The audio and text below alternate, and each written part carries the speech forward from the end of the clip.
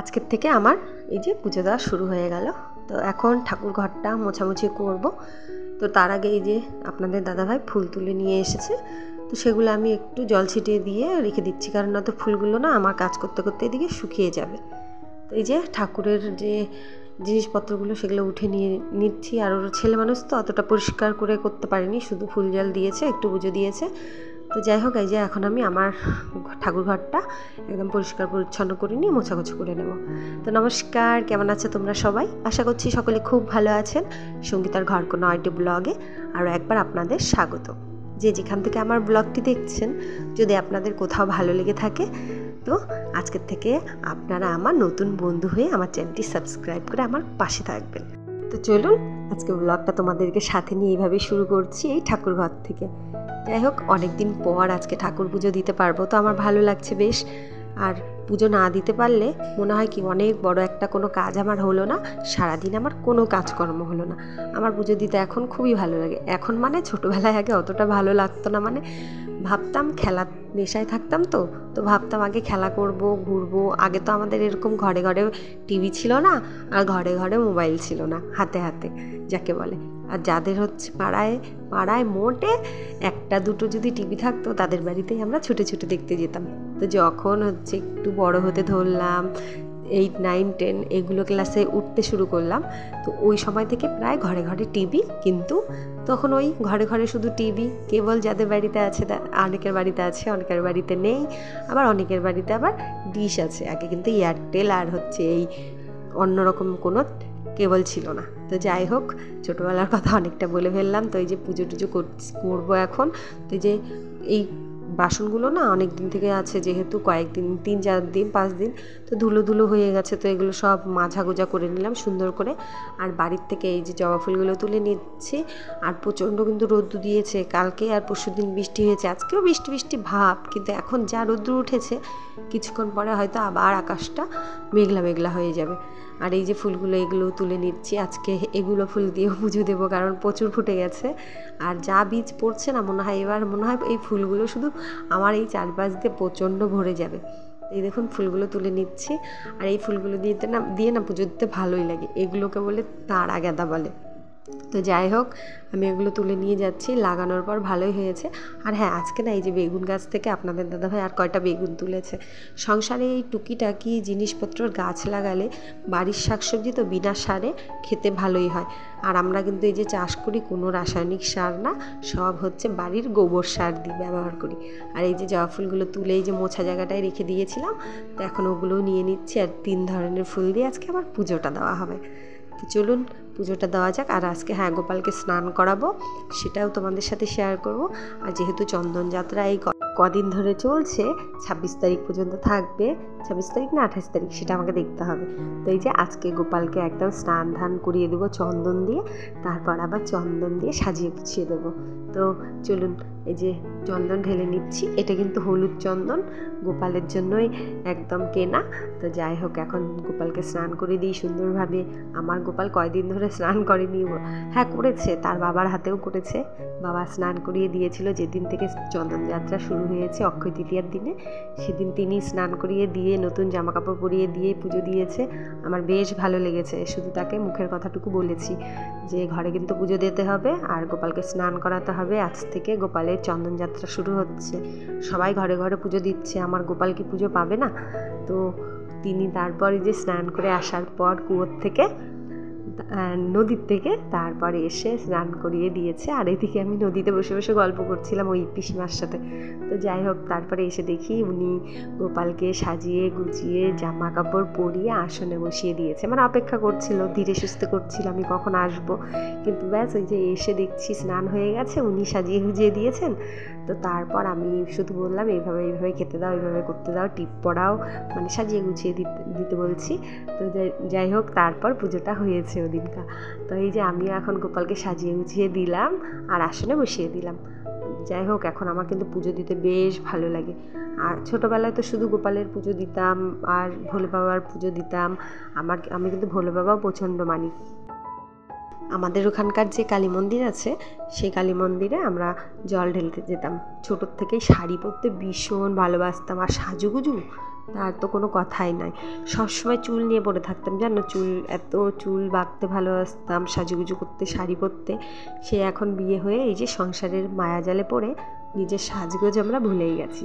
তো এখন যে সন্তানের মা হয়েছি, এখন বুঝতে পারি আমার মা কেন আগে বলতো যখন বিয়ে হবে, সংসার হবে, তখন বুঝবা মাগো হচ্ছে টেনশন, চিন্তা কাকে বলে। মা যখন আগে বলতো মার মাথা ব্যথা ঘুরছে, তখন আমি বলতাম, মা মাথা কেমন করে ঘোরে, মাথা কি এইরকম করে ঘুরে যায়, মানে মাথা যেরকম ঘুরে যায়, মটকে যায়, আমি সেটা ভাবতাম।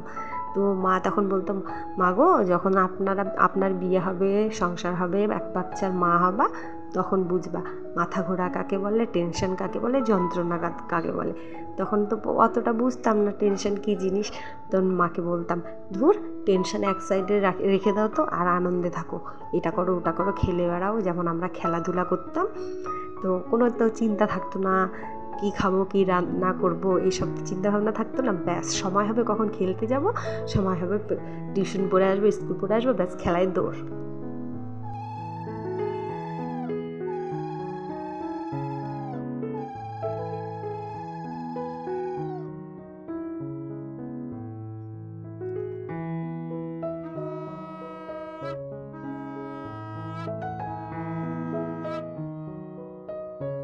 তো দেখুন, তোমাদের সাথে কথা বলতে বলতে আমার পুজো দেওয়া এখানে কমপ্লিট হয়ে গেল। এখন গপু সোনাকে একটু খাবার দাবার দিয়ে দিচ্ছি। গপু কিন্তু আদর না করলে না খুবই জেদ করে। আজকে তো স্নান করানোর সময় কত কিছু হয়ে গেল, তোমাদেরকে ভালো করে দেখাতেই পারলাম না। যখন স্নান করাচ্ছিলাম বারবার পালিয়ে যাচ্ছিল, মুখটা ঘুরিয়ে আছে, রাগ করেছে, হয়তো গোসা পড়েছে। তো মা দেখছে, মা তো আমাকে হচ্ছে এই 4-5 দিন পরে পুজো দিচ্ছে আর খেতে দিচ্ছে। মা এতদিন ভাই দিল আর হচ্ছে বাবা দিল, তো একটু হয়তো আমার উপরে গোসা করেছে। তো যাই হোক, এই যে একটু আদর টাদর করে বুঝিয়ে শুনিয়ে স্নান ধান করিয়ে জামা কাপড় পরিয়ে ব্যাস এই দিয়ে দিলাম পূজা। এখন এখানে পুজোটা দেওয়া হয়ে গেলে তারপরে আমাকে আবার যেতে হবে রান্নার কাজে। রান্নার কাজ না করলেই নয়, বললাম সংসারে সবার দিকে দেখতে হয়। আর এই সংসারে মায়াজালে পড়ে আমরা নারীরা আমাদের নিজের অস্তিত্বটা তাদের মধ্যেই খুঁজে পাই, মানে স্বামী সন্তান এই সংসার, এই মধ্যেই আমরা আমাদের অস্তিত্ব খুঁজে বেড়াই। তো এই যে আমাদের গপু সোনা দেখুন, চন্দন যাত্রার দিনে তো ভালো করে দিতে পারিনি আমি, তো এই জন্য আজকে দিলাম। চন্দনযাত্রা শুরু হয়ে গেছে, চলছে আর কটা দিন পর। তো ওই যে আজকে দিয়ে দিয়েছি এইভাবে গোটা কপালটা, আমার খুব ভালো লাগছে দেখতে। আর আজকে পুজো দিয়েছি না, মনটা একদম দারুণ শান্তি হয়েছে। তো চলুন যাক এখন রান্নাবান্নার দিকে। এখানে গোপালের খাওয়া দাওয়া হলো, মা লক্ষ্মী, নারায়ণ, রাধা গোবিন্দ সবার খাওয়া দাওয়া হয়ে গেল। আজকে ভোগে দিয়েছি সন্দেশ কালকেই এনেছিল, উনি দিয়েছে দিনের বেলা পুজো। তো উনি সন্দেশ দিয়েছে। রাত্রেবেলা ছেলে দিয়েছে পুজো, ছেলে দিয়েছে হচ্ছে নুকুলদানা দিয়ে, আর আমি যে আজকে দিলাম সন্দেশ দিয়ে। তো চলুন, এই যে রান্নায় এসে গেছি। তো রান্নার মধ্যে আজকে করব ডাল আর ভাত, ওদিকে চাপিয়ে দিয়েছি। আর এখানে হচ্ছে কলাটা আমি কুটে নিচ্ছি, আর আলুটা তো এখানে কুটে নিয়েছি, মানে ছিলকা যাকে বলে, খোসা ছিলে নিয়েছি। তো এখন চলুন এগুলো আমি একদম মানে চুলে টুলে নিয়ে সেদ্ধ দেবো হাঁড়িতে। সেদ্ধ মানে কলা সেদ্ধ অনেক দিন থেকে খাই না, তো খেতে ইচ্ছে করছে। আর কলা নিয়েও এসেছে। আর আপনাদের দাদাভাই এই যে দেখুন বাড়ির বেগুনগুলো তুলেছে। তো এখন না এই মানে এবার নিয়ে 2বার তোলা হলো, যে শেষের 2বার। তো বেগুনগুলোতে না একটু পোকা পোকা হয়ে গেছে, মানে জল টল নেই না, ওই জন্য মানে বেগুনগুলোতে পোকা ধরতে শুরু করে দিচ্ছে।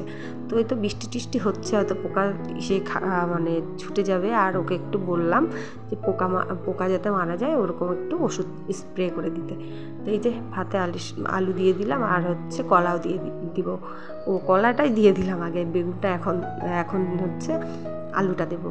তো আলুগুলো আজকে দিনের বেলা খাওয়া হবে না, কারণ দেখুন আমি এত সবজিগুলো কুটে নিয়েছি।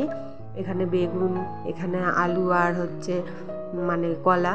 তো তারপরে আর টেবিলে দেখুন, চলুন আমার শাশুড়ি মা দিয়েছে মিষ্টি কুমড়ো, আর হচ্ছে আলু আর করলা ভাজা। তো এগুলো খাবো না, ওগুলো খাবো, এদিকে আবার ডাল। তো যাই হোক, এখন ডালটা শুধু ফোড়ন দেবো, বেগুনটাও ভাজবো না। এখন সরাসরি চলে যাব এগুলো ফোড়ন দিয়ে নদীতে। আপনাদের দাদাভাই সকালবেলায় নদীতে যাওয়ার কথা বলেছিল। তো আমি বললাম কি আগে পুজো টুজো দিই, রান্না করি, তারপরে নদীতে যাব কাপড়গুলো ধুতে। তো কাপড়গুলো ভিজিয়ে রেখেছি। চলুন নদীতে যাওয়া যাক, ডালটা যেহেতু হয়ে গেল। তো এই যে রাস্তার ধুলোগুলো বসে গেছে, বৃষ্টিটা হয়ে খুবই ভালো হয়েছে। নদীর জল বেড়ে গেছে একদিকে, এখানে হয়ে গেছে অসুবিধা মানে দেখুন কাপড় কাচবো কোথায়, তখন বুদ্ধি পাচ্ছিলাম না। তখন করলাম কি, যে ওখানে ব্যাগটা ধুয়ে নিলাম, ব্যাগটা ধোয়ার জন্য নিয়ে গেছি, ওই ব্যাগটা ওখানে রেখে দিলাম, আর এই পাথরটাতে কাপড়গুলো কেচে নিচ্ছে। আর আমার এত অসুবিধা হচ্ছিল কাচতে, একবার বসছি একবার দাঁড়াচ্ছি, মানে কিভাবে কি করব বুঝে পাচ্ছিলাম না। তো যাই হোক ওইভাবে পরে আবার ওইভাবেই বসলাম, বসে শুধু কেচে নিয়ে ব্যাগটাতে রাখছি। আর তারপরে এখন একটু পরে ধুয়ে নিব ওখান থেকে, কারণ কাচার পর ধুবো তাহলে একটু সুবিধা হবে, তাহলে সবগুলো এখানে হাতের কাছে থাকবে। আর আপনাদের দাদাভাই পাশে স্নান করছে নদীতে। তো এই যে ব্যাগটাও অনেক দিন থেকে ওখানে ছিল ওই ঘরে, তো ওই ব্যাগটাতেও না ধুলো পড়ে গেছে। আর এই কাপড়গুলো এখন ধুয়ে নিয়ে যেতে হবে। তো এক হিসেবে নদীতে জল বাড়ছে, ভালোই হচ্ছে, তাহলে আমাদেরও সুবিধা, কুয়োতেও জল বাড়বে আস্তে আস্তে। তাহলে এই বর্ষার সময় তো কেউ নদীতে আসে না, কারণ বর্ষার সময় নদীর জলটা অনেকটা বেড়ে যায়, তখন নদীতে নামা একটু রিস্কি হয়ে যায়, মানে ভেসে টেসে যাওয়ার মতন হতে পারে, অনেকটা উপর জল উঠে যায় বৃষ্টির সময়। তো যাই হোক এই যে কাপড় টাপড় ধুয়ে নিচ্ছি, ধোয়া কাচা হবে, এখন বাড়ি দৌড়। আর ওটাতে একটু মানে ওই বাড়ি গেছিলাম যখন, ওই ব্যাগটাতে কী যেন নিয়ে গেছিলো। যাই হোক এই যে বাড়ির দিকে রওনা দিলাম, আগে কাজকর্ম বাদ দিয়ে খেতে বসেছি, কাপড় ধোয়া বাদ দিয়ে। তো আজকে ব্লগটা এতটুকু বন্ধুরা, কোথাও যদি ভালো লেগে থাকে অবশ্যই তোমরা আমার চ্যানেলটি লাইক শেয়ার সাবস্ক্রাইব করে আমার পাশে থাকবে। কালকে দেখা হচ্ছে অন্য একটা ব্লগের সাথে। টাটা, রাধে রাধে।